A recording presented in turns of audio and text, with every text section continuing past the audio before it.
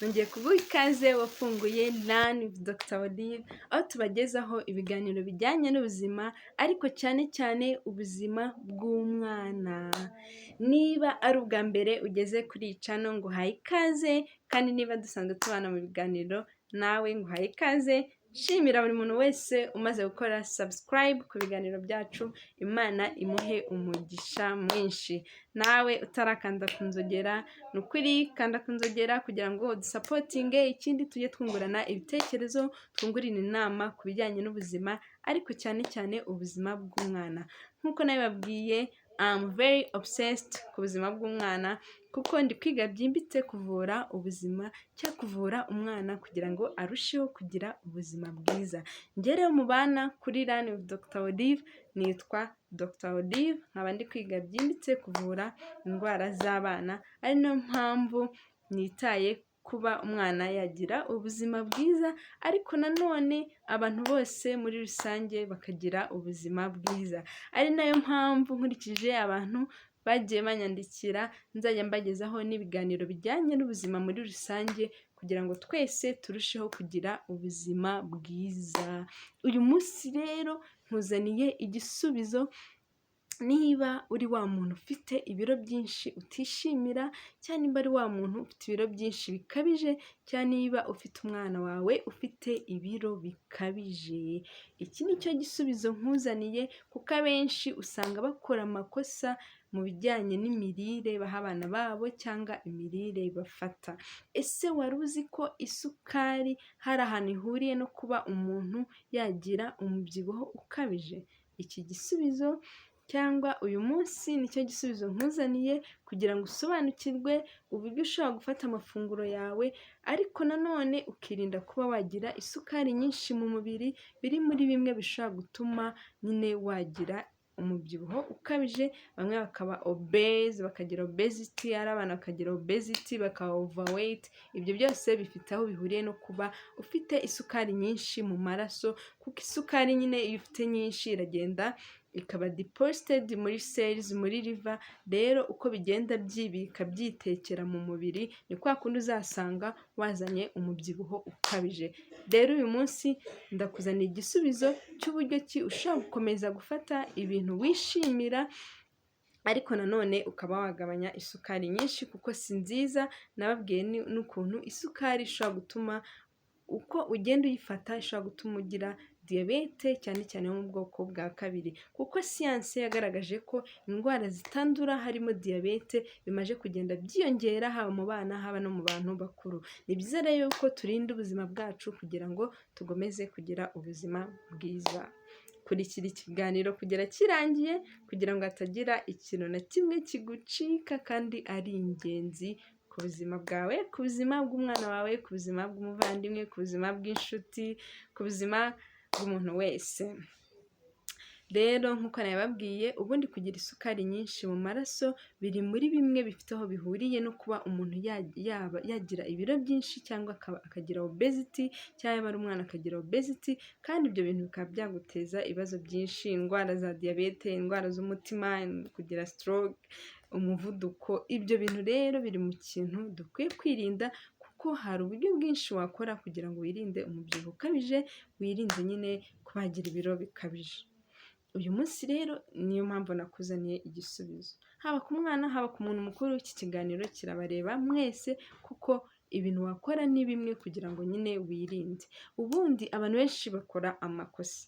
Iyo umuntu wese ukibyuka, ntabwo ari byiza na gato kuba wahita ufata igifu cyawe cyangwa umubiri wawe ugahita uwuha isukari nyinshi. Abenshi bibwira yuko gufata ibintu birimo isukari ari byo bizatuma bagira imbaraga. Njye nafite isukari nibwo ndi bugende nkakora cyane mfite imbaraga. Abantu benshi nyine baribeshya, kuko nababwiye ukuntu isukari yangiza mitochondrium, kandi niyo ishinzwe kuduha imbaraga. Rero icyo kintu abantu benshi bakibeshyaho, akibeshya ko gufata isukari nyinshi aribwo ari bugire imbaraga, kandi nibwo ahubwo uri bwumve unaniwe.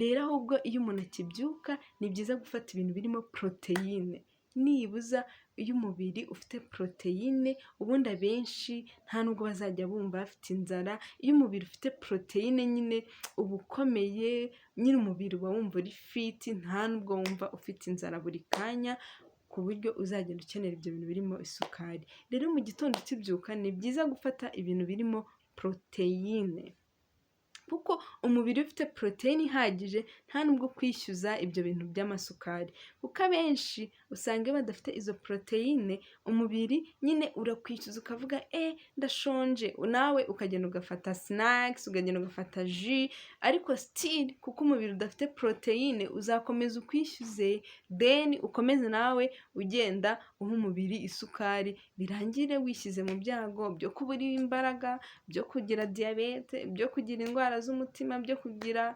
imivuduko. Kubera iki? Umubiri ugenda ukwishyuza ukwibutsa yuko ushonje, ariko mu by'ukuri nubwo ushonje ntabwo ukeneye girikoze cyane, ahubwo ukeneye poroteyine cyane. Icyo gihe rero nubyuka ugafata ibintu birimo poroteyine, ntabwo umubiri uzakwishyuza kuba wafata cyangwa ugomeze wumva ushaka gufata ibyo bintu birimo isukari. Rero niba wabyukaga ufata ji, ufata ibyayi birimo isukari nyinshi, guhera uyu munsi ntabwo ari cyo kintu cyiza cyo gukora ukibyuka.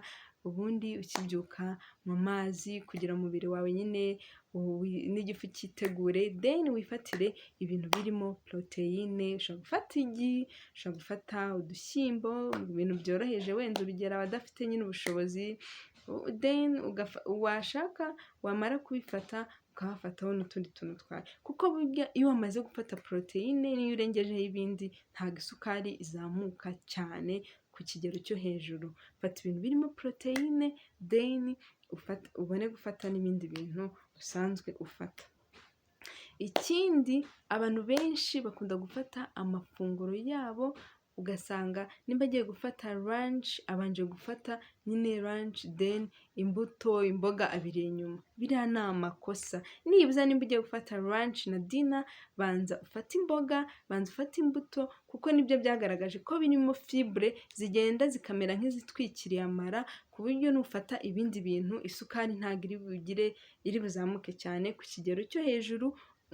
Ibyo bintu biramera nyine nk'ibitwikiriye amara ntabwo ari bubashe kwabsorba cyangwa gufata ya sukari nyinshi warengejeho. Ibyo biri mu bintu bizakurinda nanone kuba wagira ibiro byinshi. Ikindi kintu, niba bishoboka, nimba umaze gufata ifunguro wihita ujya mu buriri guhita usinzira, fata iminota nyine umere nk'umuntu urimo urarelakisa, ukoresha ingingo zawe kugira ngo ubashe kubanza gukoresha ka gasukari wamaze no gufata. Ibyo nanone bizagufasha, ariko cyane cyane wibande ku gufata ibintu biri green vegetable, kuko biri mu bintu byagaragaje ko 50% bibasha kureguletinga cyangwa gushyira ku murongo isukari, bikaba byatuma ugabanya ibiro. Ibindi bintu, abantu badakunda gufata amazi, ni byiza gufata amazi. Ku muntu mukuru ashobora kugera kuri litiro nibuza 3 ku munsi, bikaba byagufasha kuyungurura ibinure, nyine umubiri ukabasha amazi akawusukura neza, ku buryo nyine usanga uri wa muntu umeze neza kandi n'isukari yawe itazamutse cyane. Nimba ari umwana ushobora kumuha amazi bitewe n'ibiro afite, nibwo buryo bwizewe nyine ku buryo wamenya umwana amazi akeneye. Nimba afite ibiro 10 ushobora kumuha akalitiro kamwe, nimba afite ibiro 15 ushobora kumuha akalitiro n'igice, nta kibazo. Ariko ku muntu mukuru ashobora kugeza kuri litiro 3 ku munsi, nyine kugira ngo umubiri wawe ubashe kumererwa neza. Ikindi, ku bantu bakunda kubona za fu za cinnamon, abantu bafata ibyayi barabizi, cinnamon barayizi, iri nayo mu bintu siyansi yagaragaje yuko 50% ibasha kureguletinga cyangwa ikagabanya isukari nyinshi mu mubiri.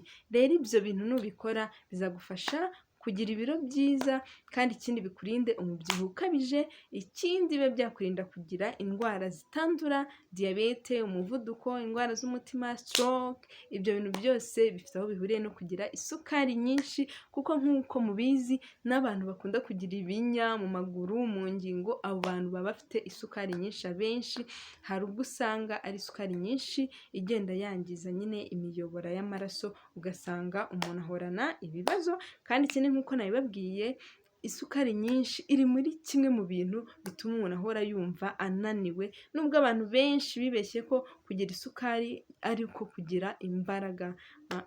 Guhera uyu munsi menya uburyo ki ufata ifunguro ryawe n'umwana. Abantu benshi bafite abana bajya ku ishuri usanga bamupakiriye amaji, sinakisi, ibyo bintu bizatuma umwana wacika intege no kwiga bimunanire, usange nyine ahorana nawe umunaniro, usange ntacyo biri gufasha umwana. Umwana nimba ubyutse nawe mu tuntu turimo poroteyine, umuhereze nyine utuntu turimo fibre, then ube wamuha n'iyo sinakisi, kuko nibwo buryo bwiza umwana azahorana ubuzima bwiza, kandi ikindi agume afite imbaraga.